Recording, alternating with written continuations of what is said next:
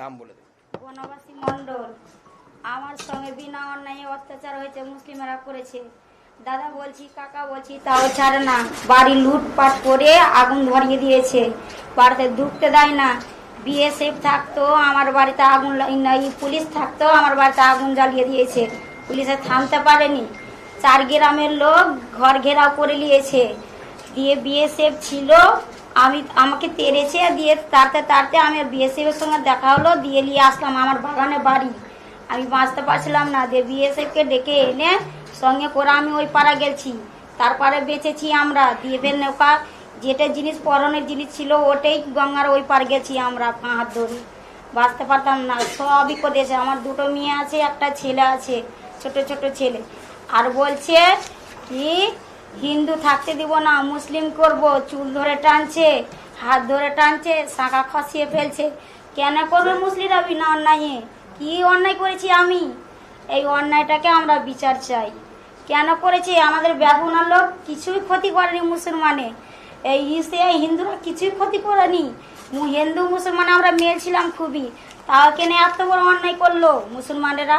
আমি বলছি কি আমরা যে অন্যায় করিনি, কি কারণে এত অন্যায় করা হলো? বলছে মোদি পাস করেছে তার জন্য হিন্দুকে বাঁচতে দিব না।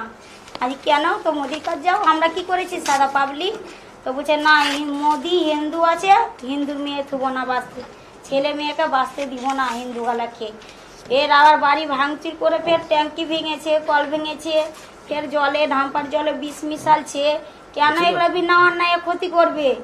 আর আমি বিচার চাই। আমাদের হিন্দু জাত তো ক্ষতি করতে যাই না গো, তাকে নিয়ে হিন্দুর মেয়ের ওপর এত অত্যাচার। আর বলছে মুসলমান করব, সেদিন মিটাবো। কেন এগুলো ভাষা বলবে? গলায় চাকু লাগাচ্ছে, হেসে লাগাচ্ছে, কিছু বলতে যাচ্ছি তবুও ছাড়ে না। হাত ধরছি তাও ছাড়ে না। আমি বলছি দাদা ঘরে আগুন লাগায় না, তাও আগুন লাগিয়ে দিলে। কেন এসব বিনা অন্যায় করলে? এসব কেন বিনা অন্যায় এগুলো করলে? আমার ঘরে তো কিছু নেই, আমরা গরিব মানুষ। আমার স্বামী ডুমরের পাতা কিনে লাই, আমাদের বাগানও নাই। কাঁঠালের গাছ কিনে লাই, পাতা কিনে লাই, দিয়ে বিক্রি করে আমরা খাই। আর 500-600 টাকা হাফতা পাই, বিয়ে বাদি। ছেলে 3টে ছেলে নিয়ে আমরা এইভাবে সংসার চালাই। 1.5 লাখ টাকা লোন নিয়েছি 4 বছরই।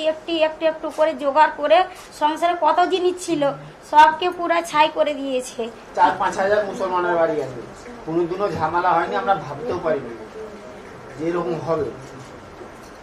তো হঠাৎ করে মৌলানা সাহেব মসজিদে এলাউ করে দিল, পুলিশ প্রশাসন এলো, পুলিশ প্রশাসন পালিয়ে যাচ্ছে। আমরা অনেক কাউকে ফোন করছি, আমাদের বিজেপি নেত্রীগুলাকে ফোন করছি, তারা আর কিছু কেন্দ্র বাহিনী করে নিয়ে শুভেন্দু অধিকারীকে সাথে কথা বলে কিছু ফোর্স পাঠিয়েছে বলে আমাদের জানটা রক্ষা হয়েছে। আমরা রাত 10টা-11টার নদী হেলে, আমরা চাংলা ছেড়ে 4-5টা নদী হেলে, আমরা কত বড় নদী হেলে পার হয়েছি যে আমাদের যান রক্ষা হয়েছে। আমার 12 বছরের ইনকাম, কিছু শ্বশুর বাড়ি থেকে সোনা গয়না পেয়েছিলাম, ওইগুলো ব্যাগে ছিল।